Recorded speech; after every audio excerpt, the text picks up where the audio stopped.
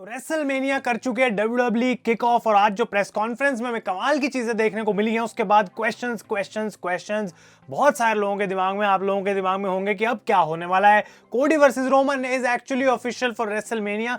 WWE ने अपनी website पर पब्लिश कर दिया, ट्रिपल एच ने ट्वीट कर दिया ऑफिशियली कि दिस मैच इज ऑफिशियल और कोडी को एक और चांस मिलेगा to finish his story and to beat Roman Reigns to become the WWE champion. तो ये चीज तो ऑब्वियसली हमारे सामने आज आ गई, लेकिन एक और कमाल की बात कि असली अखाड़ा का podcast on Spotify is now live. Link is on the top of the description, आप जाके उसको सुने। वहां पे मैंने और रोहित ने काफी डिटेल में बात करी है कि क्या हो सकता है, रॉक की स्टोरी लाइन के एंगल्स क्या रह सकते हैं, कुछ कमाल के एंगल्स जो कि फैंटेसी बुकिंग लग रहे हैं इस पॉइंट पे। लेकिन आप सुनेंगे तो आपको ऐसा लगेगा कि डेफिनेटली भाई ये भी होने की पॉसिबिलिटी है। कुछ लॉजिक गैप्स को हमने फिल करने की कोशिश करी है कि क्या WWE की स्टोरी लाइन रह सकती है, और वो सारी डिटेल डिस्कशन और कहीं नहीं, Asli Akhada on Spotify guys.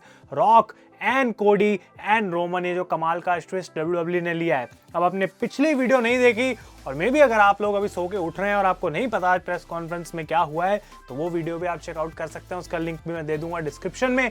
But उस वीडियो में हमने बात करी थी मोर की क्या हुआ प्रेस कॉन्फ्रेंस में, बट अब हम बात करते हैं कि क्या रीजंस रहे WWE के, क्यों उनको आखिर डिसीजंस लेने पड़ रहे हैं। और इनमें से जो सबसे पहला पॉइंट निकल के आता है वो ये है कि what is going on between triple H and the rock.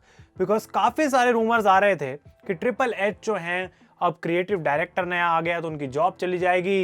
Rock ने अपनी सारी मनमर्जी करनी स्टार्ट कर दिया, जिसकी वजह से जो नई टीम बनाने की कोशिश कर रहे हैं ट्रिपल एच, जो नई WWE बनाने की कोशिश कर रहे हैं, वो सपना शायद कभी पूरा नहीं हो पाएगा। अब अगर आपने आज पूरी प्रेस कॉन्फ्रेंस देखी है तो हमें पता है कि ट्रिपल एच ने उसका स्टार्ट किया था एंड ट्रिपल एच ने वहां पे आके बोला था ये एक ऑल न्यू एरा है, एक ऑल न्यू टाइम है और एक ऑल न्यू WWE है, और अभी तक हमने कुछ देखा ही नहीं है कि वो क्या करने वाले हैं। ये बहुत बड़ी बात है और ये ट्रिपल एच ऐसे आके नहीं बोल देंगे भाई किसी के भी सामने और अपने फैंस को बस फेक हाइप करने के लिए, और फिर बाद में WWE डाउन द लाइन को डिलीवर नहीं कर रही। इमीडिएट फ्यूचर यानी कि रेसलमेनिया में तो बहुत सारी चीजें देखने को मिलेंगी, लेकिन उसके बाद क्या, नेटफ्लिक्स वाली डील $5 बिलियन की, वो उन्होंने मेंशन करी कि कितनी पॉजिटिव डायरेक्शन है WWE की इस करंट टाइम पे। और ये चीज जो उन्होंने बोली कि ये नई एरा है, नई WWE है, जस्ट टेल्स मी कि ट्रिपल एच को भी पता है कि क्या चीजें बिहाइंड द सीन्स चल रही हैं। और अगर उनको जेन्युइनली कोई डाउट होता तो भाई आई डोंट थिंक वो ये सारे वर्ड्स उनको बोलने को दिए जाते या फिर वो खुद बोलने के लिए पसंद करते।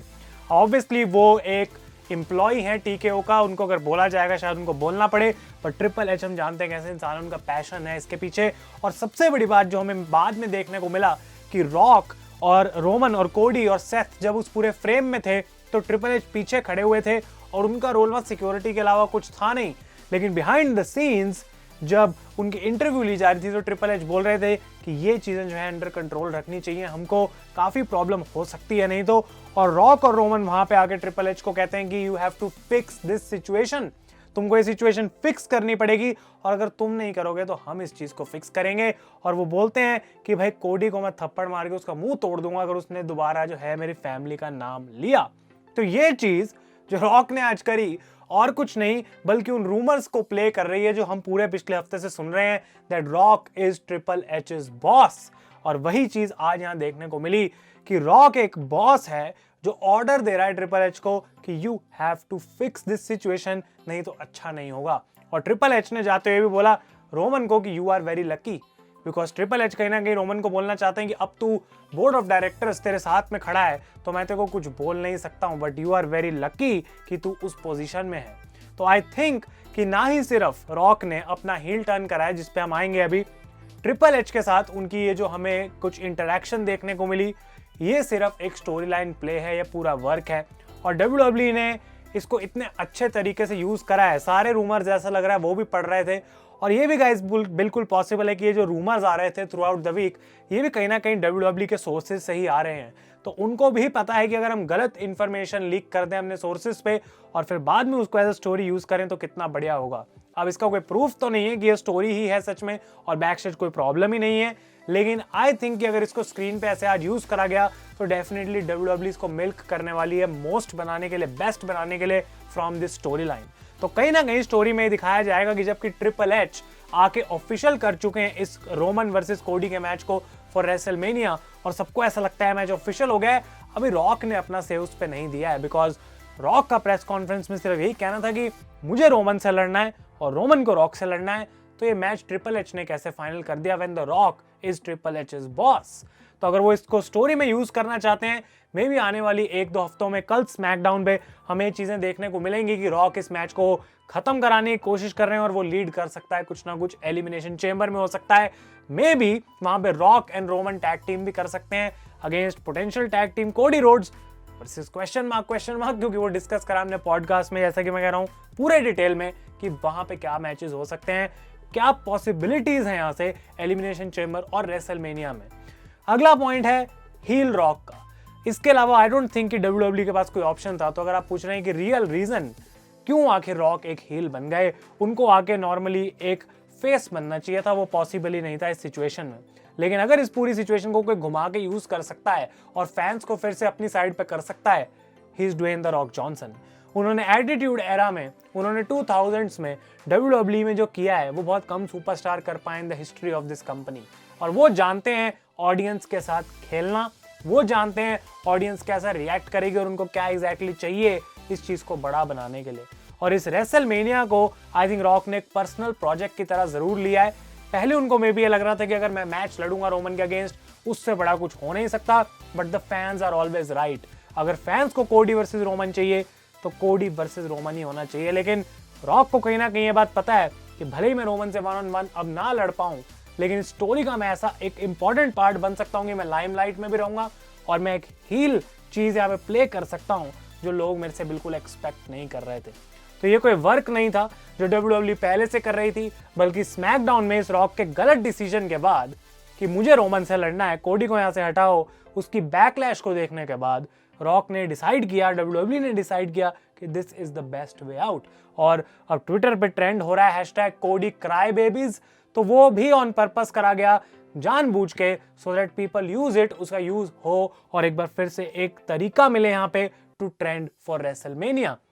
और अगर ये सारी चीज को हम देखें तो ये और कुछ नहीं बल्कि एक स्टोरी लाइन है रॉक के लिए। उनको अपना पैसा बनाने के लिए हमने बात करी थी, $30 मिलियन उनको दिए गए हैं, लेकिन उसके पीछे कुछ माइलस्टोन्स हैं जो रॉक को हिट करने पड़ेंगे टू गेट दैट मनी। वो भी होगा, बिजनेस भी होगा। तो rock is in good position. I think लोगों को कोई दिक्कत नहीं है और स्टोरी लाइन यहाँ से कैसे प्रोग्रेस हो सकती है इंटरेस्टिंग रहेगा देखना। एक तो टैग टीम मैच की पॉसिबिलिटी है एलिमिनेशन चेंबर में, अभी भी हमको ये डाउट नहीं करना चाहिए कि रोमन वर्सेस कोडी वर्सेस रॉक एक ट्रिपल थ्रेट मैच भी हो सकता है। और उसके अलावा क्या पता अगर रॉक वर्सेस रोमन नहीं हो रहा तो रॉक वर्सेस कोई और सुपरस्टार हो सकता है, और वो भी बहुत सारे ऑप्शंस हैं। तो आप लोग इस पे अपने ओपिनियंस मुझे जरूर बताएं। एक चीज और जो यहाँ पे बहुत बोली जा रही है वो है रोमन रेंस के बारे में, कि भाई रॉक के आने के बाद और रॉक के रोमन के साथ होने के बाद क्या अब रोमन रेंस एक वीक गाय लग रहे हैं, क्योंकि ऐसा लग रहा है कि जब भी रोमन रेंस को कोई उल्टा बोल रहा है तो उसको बचाने उसका भाई उसके पास रॉक है, rock is bigger than Roman, और अगर रॉक रोमन के साइड में खड़ा है तो रोमन को कोई डरने की वैसे जरूरत नहीं है। आई थिंक कि ऐसा कुछ नहीं है, अपने आप अब हम एज अ फैन या फिर इस स्टोरी लाइन को फॉलो करते देख सकते हैं। लेकिन हमको ये बात पता है कि अगर रॉक ना भी होते, रोमन रेंस जिस तरीके से एक्ट कर रहे थे, जिस तरीके से उन्होंने आज सेथ रॉलिंस की गंदी वाली बेइज्जती में कहूँगा करी और उस टाइटल की वैल्यू को गिरा दिया है, it is all Roman Reigns. और आई थिंक कहीं ना कहीं अभी वो रॉक और रोमन का कोई डायलॉग एक्सचेंज नहीं हुआ है जहां पे हमें ऐसा लगे कि इनकी ये कोई सेटिंग बन रही है। सिर्फ बैक स्टेज वो दोनों इकट्ठे आ रहे थे, हमें वीडियो बाद में देखने को मिली कि वो इकट्ठे उन्होंने अरीना भी लीव करी, लेकिन दिस इज अबाउट इट।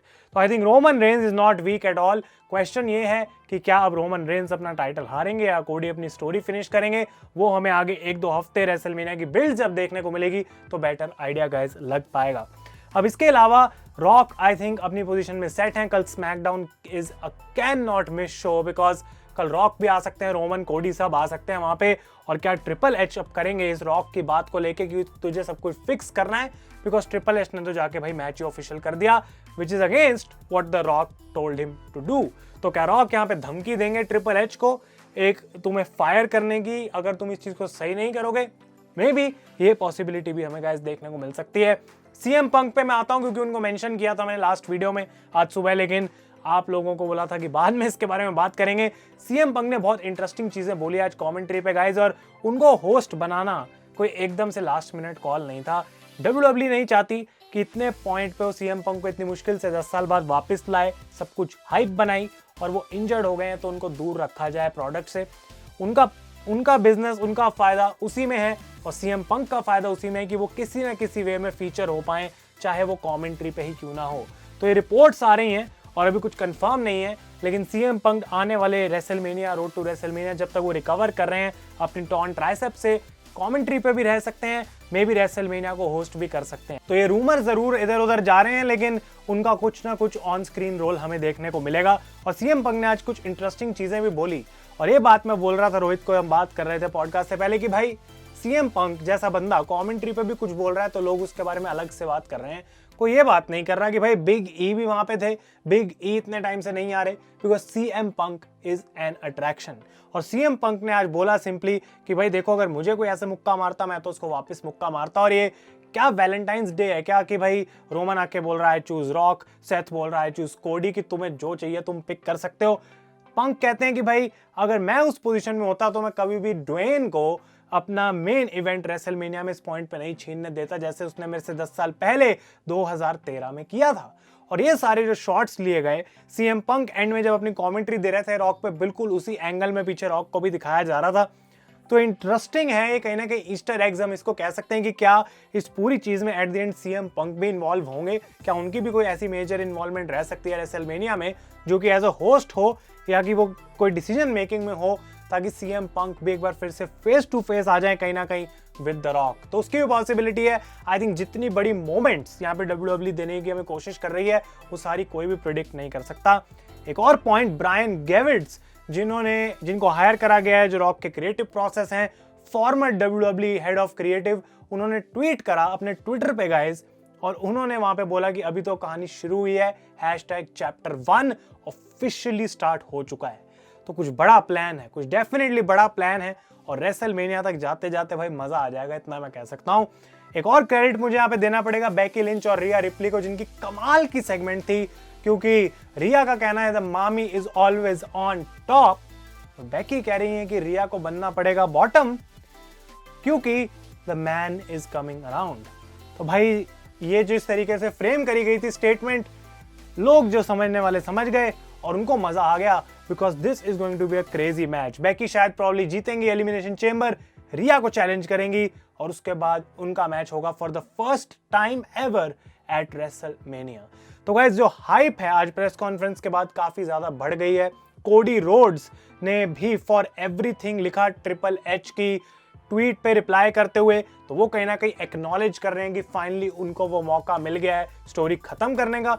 लेकिन क्या वो मौका सच में मिला है, वो अभी हम कुछ कह नहीं सकते भाई, क्योंकि रॉक जब तक आते नहीं है वापस और वो अपनी प्रॉब्लम को सही नहीं कर लेते कोडी के साथ, उस चीज को फिक्स नहीं कर लेते हैं, तब तक आई डोंट थिंक कि this is official for WrestleMania. आप लोग अपने ओपिनियंस बताएं मुझे नीचे कमेंट्स में। Asli Akhada on Spotify, don't miss that, क्योंकि वहां पे बहुत इंटरेस्टिंग चीजें हमने डिस्कस करी है गाइस। तब तक के लिए thank you so much for watching. मैं हूं आयुष और आप देख रहे हैं रेसल इंडिया।